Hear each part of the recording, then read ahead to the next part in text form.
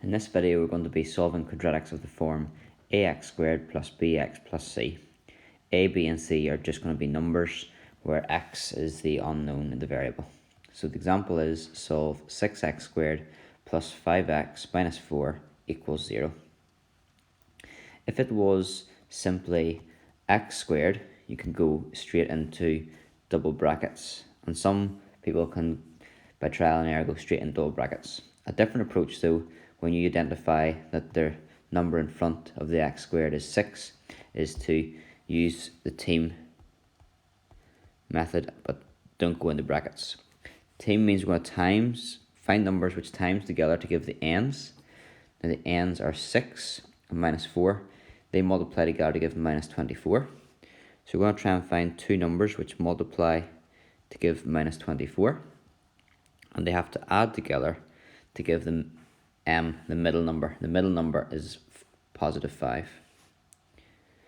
So we're trying to find two numbers which times together to give minus 24 and add together to give 5. So we could have 24 times minus 1, but they don't add to give 5. We could have 12 times minus 2. We could have 6 times minus 4. And I've skipped the answer, which is 8 times minus 3. 8 times minus 3 is minus 24. And 8 plus minus 3 is positive 5. So we use those two values, 8 and minus 3. How do we do that? Well, we rewrite this equation here. 6x squared. Instead of writing 5x, we could write 5x as 8x take away 3x. Because 8 take away 3 is 5. And notice these two numbers are the numbers that we found out using team. So the numbers you find out using team, you use them to replace the middle x term. So plus 8x and minus 3x. And then we finish off what was left, minus 4 equals 0. Then we split the quadratic up and we factorize the first two terms. So if we factorize the first two terms, we try and find the highest common factor, which would be 2x, and then inside the bracket would be 3x plus 4. Take away, and then what's common in the second one is just minus 1. So you can just write minus or minus 1, and then 3x plus 4. We then go to double brackets, and we have got 2x minus 1 lots of 3x plus 4.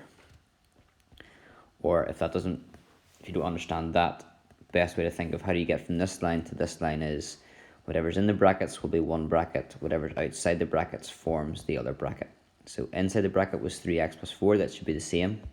That'll be one bracket. And 2x minus 1 is outside the bracket, that forms the second one. To solve this then, because this is a number, when two brackets are together, that means multiplied, we just don't write it in. So two things times together to give 0, which means one of them has to be 0 or both 0. So the 2x minus 1 could be equal to 0, or the 3x plus 4 could be equal to 0. And then we need to solve those two equations. So to do that, we would add 1 to both sides. 2x would equal 1, and then divide both sides by 2. So x would be a half. On the second one, we could take 4 away from both sides.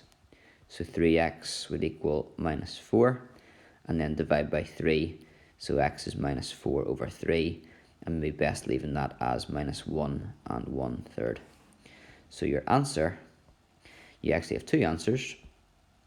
X would equal half or minus 1 and 1/3.